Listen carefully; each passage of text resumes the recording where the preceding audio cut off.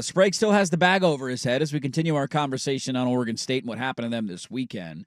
I just am having a really hard time, and I don't know if you guys have answers to this and this is where I think it's completely fair to be critical. I know that injuries happen, but it seems like from my vantage point, the majority of the injuries that they have suffered have been on the defensive side of the football.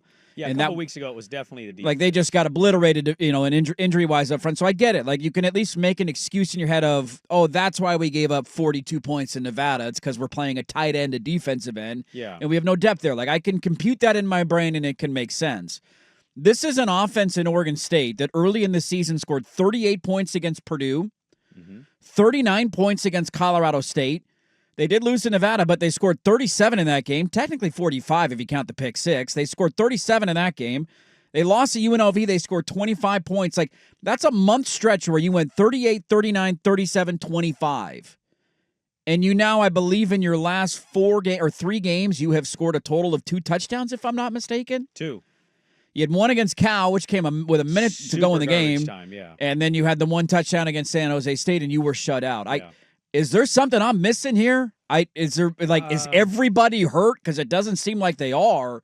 How do you go from an offense that was never elite and always limited in throwing the football to like legitimately they can't get a first down right now? 2 and 10 on third down, just truly awful. 175 total yards. I looked at it during the break. Air Force's weakness on defense is the rushing defense.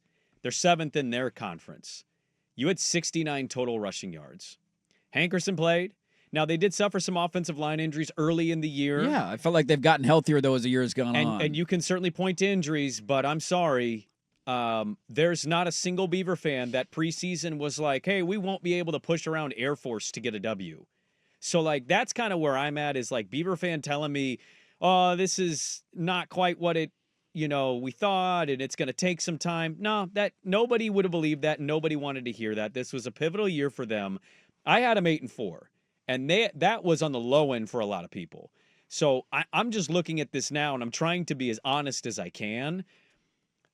I think everything is out on the table for me. Should be questioned. I don't know what you change and who you pick and who you replace or whatever. They don't have a quarterback. Nope. Even if Gulbranson's playing, let's not act like that's anything magical. They scored 1 touchdown against San Jose State. Passing game looked better, but it was good enough for 13 points at home. You know who's number 1 in the Mountain West in pass defense? Air Force, actually. So that I don't know if that would have been a whole lot different.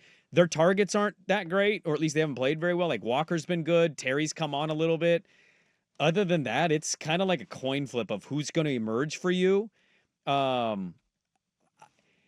There was a topic years ago, I think when Gary Anderson was here and Riley had left or whoever, or maybe going into the Jonathan hire. I can't remember. It might have been multiple times, where we were really on this station, multiple shows, debating if you do a gimmicky thing to win at Oregon State. Should you run the air raid, the triple option? Yes.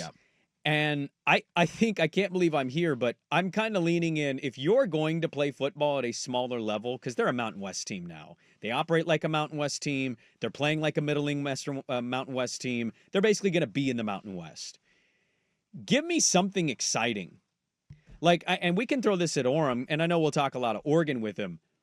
You tell me, what is the bright spot of the future? When you look at Oregon State, you pinpoint to me what they're going to point at for Beaver fan next year to say, be excited about fill in the blank. What is it? Yeah, what are you hanging your hat on? What is it? I don't know. I don't either. And I tell you, even though they won 2 games the year Jonathan came in, and I know that they lost a lot of those games by double digits because I went and looked at the game logs, you still were at such a low point as a program with Gary Anderson the year prior that 2 wins and competing in like 4 to 5 games felt like something. And that's the difference for me. They started 4-1. They've lost 5 straight games. The offense has gotten worse. The defense, I don't think, is that impressive. 28 points to Air Force and getting shut out. That's kind of a joke.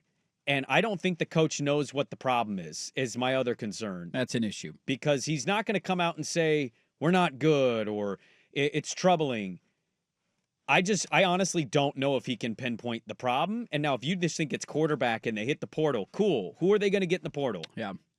They're not a top-level paying team.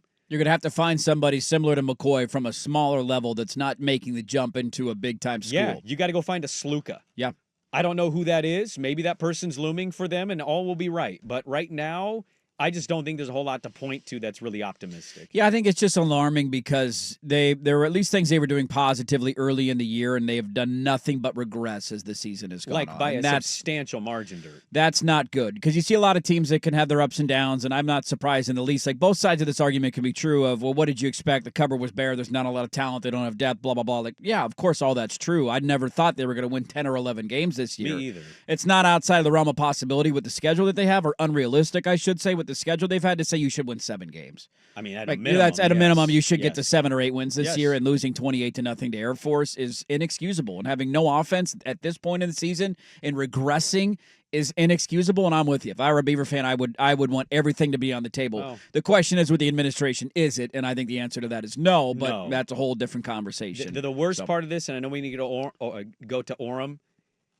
The apathy was already there. The apathy is absolutely in now. Yeah. Like, some diehards are going to ride till the wheels fall off, and that's great.